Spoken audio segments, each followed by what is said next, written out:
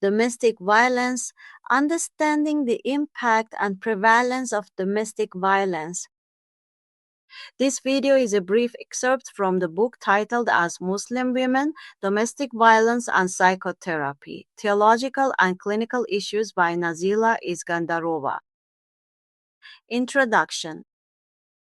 The term domestic violence is a preferred term over battered women, spouse abuse, or intimate partner violence in both international and local scholarships. This is because the term domestic violence is explicitly used in reference to female victims. Domestic violence is a pervasive system of control that manipulates or coerces victims into staying in relationships that reinforce the abuser's power. Unfortunately, domestic violence does not recognize any ethnic, religious, economic, social, or cultural boundaries. Like any other women, domestic violence against Muslim women also takes various forms, including verbal, spiritual, physical, emotional, sexual, cyber, and/or economic abuse.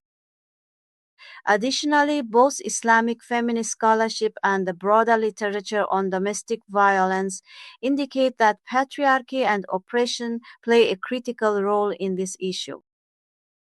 Any discussion of domestic violence towards Muslim women must consider the traditional customs and cultural aspects of the problem because these influences play a major role in an already complex and controversial issue. Despite significant progress that has been made in the 21st century, women unfortunately still experience a broad range of aggressive behaviors and various forms of abuse that are not limited to only physical, sexual, psychological, and financial harm or suffering. Many women who suffer from domestic violence also report suffering from spiritual/moral/cultural and human trafficking, which significantly affects their lives. With recent developments in technology and social media, domestic violence now includes different types of violence against women that require more attention in the area of technology. For example, despite the attempts made to tackle this kind of violence, many women who suffer from domestic violence report cyberstalking/harassment, including sending constant emails and phone calls, following them on social media, and showing up uninvited to their social posts and emails. Social media in general, some researchers invite us to outline specific contexts where physical, sexual, and psychological violence occur, that is, within family, within community, and within state. Unfortunately, as Mohammed Boubayed and Gahad Hamed report that a large percentage of Muslim men do not consider economic and emotional control as abusive behaviors. Domestic violence usually occurs insidiously and in recurring cycles. These cycles typically consist of three phases: 1. False honeymoon, 2. Tension building, and 3. Explosion. Each phase can last from a few seconds to several years. Relationships often begin during the honeymoon phase, which gradually shortens over time. The decreasing duration of the honeymoon phase can be bewildering and frightening when the explosion phase first occurs. Episodes of explosion escalate over time as the abuser gains confidence in exerting more control. Unfortunately, it is not always possible to have a precise number of victims of domestic violence due to underreported incidents of domestic violence against women.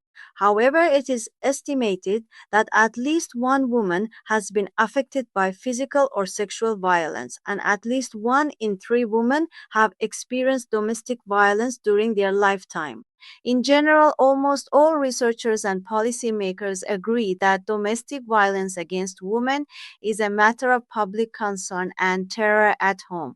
For example, in 2013, Statistics Canada reported 87,820 victims victims of family violence.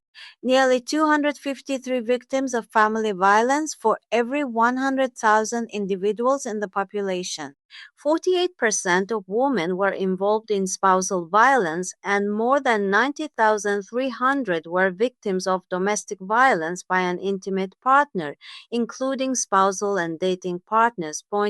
During the COVID-19, there was a 30% increase in rates of domestic violence in Canada.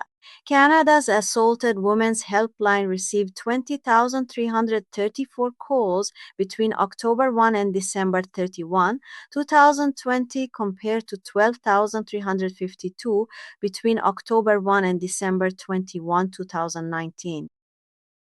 The cost of domestic violence includes expenses related to policing, healthcare, safety strategies, victim relocation, criminal prosecutions, funerals, and lost wages.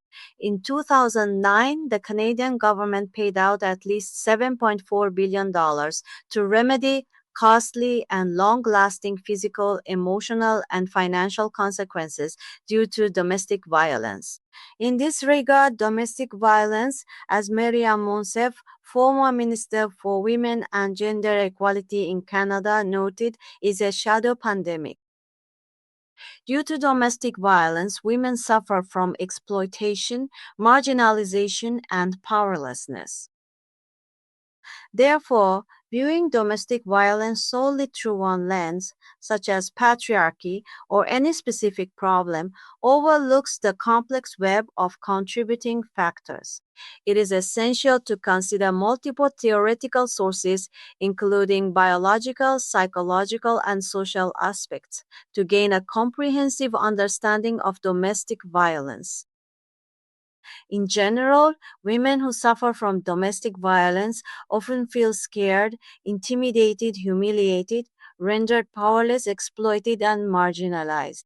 One of the detrimental impacts of long-term abuse is alterations to one's personality and an inability to develop a stable sense of identity. Specifically, women who endure prolonged abuse often encounter difficulties in areas of trust that are essential in forming meaningful relationships. Many women are unaware of laws that provide protection from assault by any man, including family members. This lack of awareness contributes to a higher likelihood of experiencing abuse and can hinder or delay seeking help. Women may choose to remain in abusive relationships due to concerns about social stigma, protecting their children, lack of community and familial support, and the negative perception associated with being a divorced woman. In some, domestic violence does not discriminate against different ethnic, religious, social, economic, and cultural groups. The responses to domestic violence vary from group to group. Unfortunately, certain aspects of domestic violence are still viewed as a private matter or a problem between husband and wife. However, the psychological, physical, spiritual, and emotional trauma of domestic violence has a destructive impact on the overall well-being of women, including their quality of life. Therefore, domestic violence is not a private problem but a public pandemic that requires a collaborative response, which is detrimental to women's health. For more, please scan the code to get your copy.